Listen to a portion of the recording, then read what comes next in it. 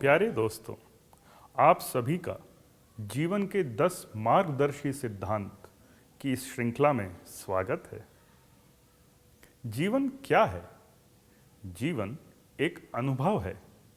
अनुभव किस चीज का? अनुभव हमारे द्वारा किए गए चुनावों का। ये चुनाव हम अपनी धारणाओं के हिसाब से करते हैं, हम अपनी मान्यताओं के हिसाब से करते हैं, और जैसे जैसे हम चुनते जाते हैं वैसे वैसे हम अपने जीवन का निर्माण करते जाते हैं। आज हम बात करेंगे जीवन की कुछ मूलभूत वास्तविकताओं के बारे में। वो वास्तविकता जिन पे हमारा जीवन निर्भर करता है। आइए हम ये जानें कि मनुष्य अस्तित्व का क्या उद्देश्य है। इसको समझने के लिए हम अपने अगर चारों ओर देखें तो हमें कई प्रकार के जगतों का अस्तित्व दिखाई देता है, जैसे खनिज जगत, जैसे वनस्पति जगत, पशु जगत और मनुष्य जगत। खनिज जगत में चेतना स्थूल रूप में होती है। वनस्पति जगत में चेतना का थोड़ा सा विकास होता है। अगर हम ध्यानपूर्वक देखें तो जैसे छुई मुई का पौधा, उसको छूने से उसकी पत्तियां बंद हो जाती हैं। सूरजमुखी का पौधा वो सूरज की तरफ अपना मुंह कर लेता है। फिर अगर हम पशु जगत में देखें तो चेतना का थोड़ा सा और ज़्यादा विकास होता है।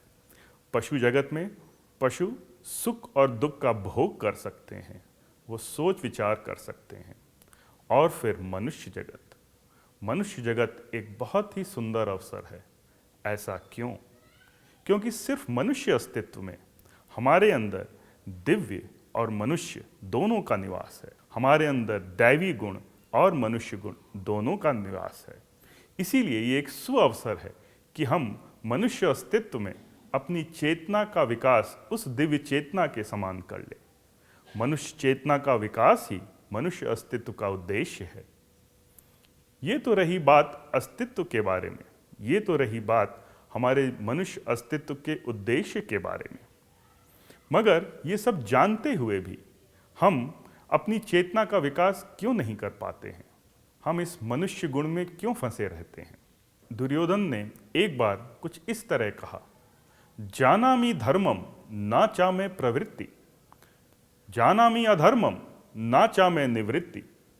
धर्म क्या है, अच्छा काम क्या है, वो मैं जानता हूं, मगर उसको करना मेरी वृत्ति नहीं है।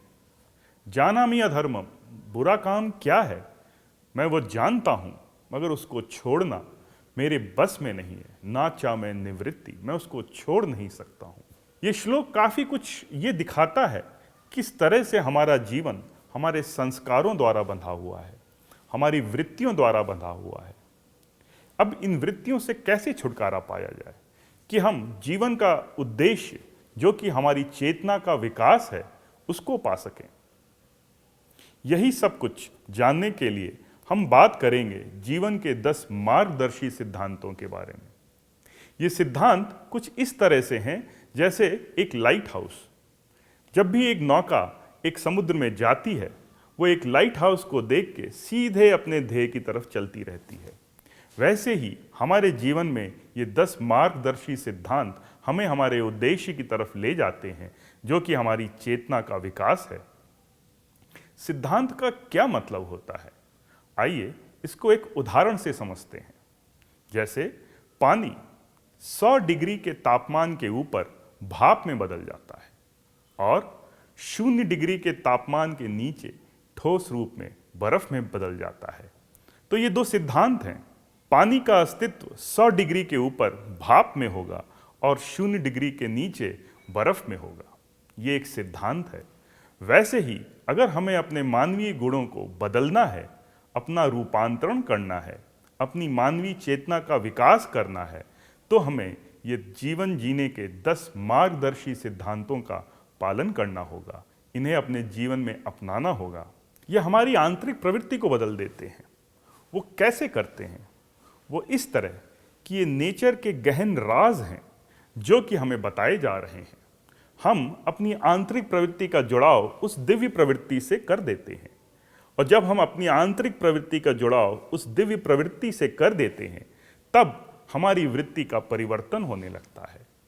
ना जाने ना समझे अनायास ही अगर हम इन 10 सिद्धांतों का पालन करेंगे तो हमारी आंतरिक रूपांतरण में हमें काफ़ी मदद मिलेगी और हम उस दिव्य चेतना की ओर बढ़ चलेंगे।